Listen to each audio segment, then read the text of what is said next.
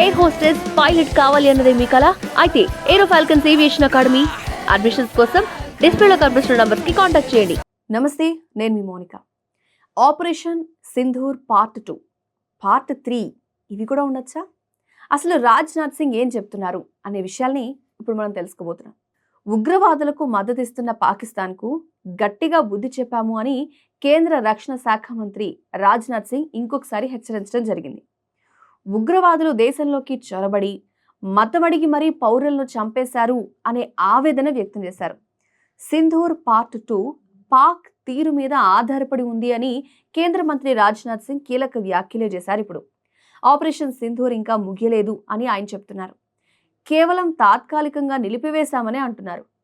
పాక్ ఉగ్ర కార్యకలాపాలు గనక కొనసాగిస్తే ఆ దేశానికి తగిన విధంగా బదిలిస్తామని హెచ్చరికలు పంపిస్తున్నారు. మొరాకో పర్యటనలో భాగంగా అక్కడ ప్రవాస భారతీయులతో ఆయన కాసేపు డిస్కస్ చేస్తూ ఆ తర్వాత అంటే సోమవారం ఈ నెల 22 మీడియాతో ఆయన మాట్లాడుతూ చెప్పిన మాటలేవి. ఉగ్రవాదులకు మద్దతిస్తున్న పాకిస్తాన్కు గట్టిగా బుద్ధి చెప్పాము అని రాజ్నాథ్ సింగ్ ఫస్ట్ గుర్తు చేసుకున్నారు. ఉగ్రవాదులు దేశంలోకి చొరబడి మతం అడిగి మరీ పౌరులను చంపేశారు అనే ఆవేదన కూడా వ్యక్తం చేశారు.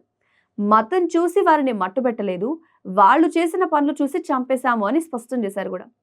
పహల్గామ్ ఘటన తర్వాత త్రివిధ దళాల అధిపతులతో సమావేశం జరిగినట్టు చెప్పారు. ఆ సమావేశంలో తను ఒకే ఒక్క ప్రశ్న అడిగినట్టు చెప్పుకొచ్చారు. ఒకవేళ ప్రభుత్వం ఆమోదం తెలిపితే ఆపరేషన్కు మీరు సిద్ధమా అని ప్రశ్నించాను అని ఆయన చెప్పారు.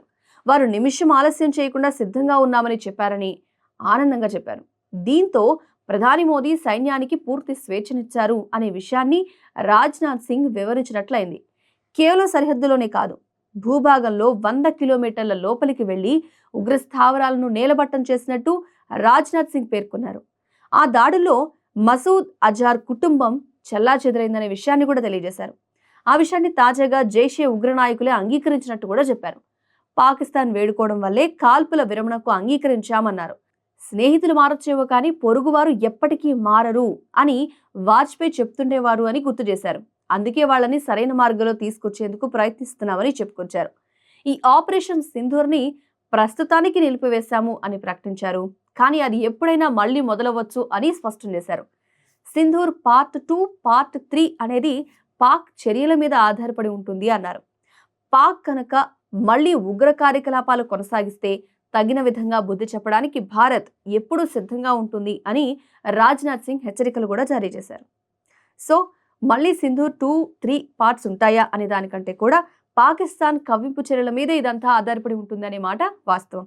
రాజ్నాథ్ సింగ్ మరొకసారి ఇంతకుముందు జరిగిన సింధూర్ ఎపిసోడ్ని గుర్తు చేసుకుంటూ పాకిస్తాన్కి హెచ్చరికలు జారీ చేశారనే మాట కూడా వాస్తవం. మీరేమంటారు? కామెంట్ రూపంలో తెలియజేయండి. Thanks for watching.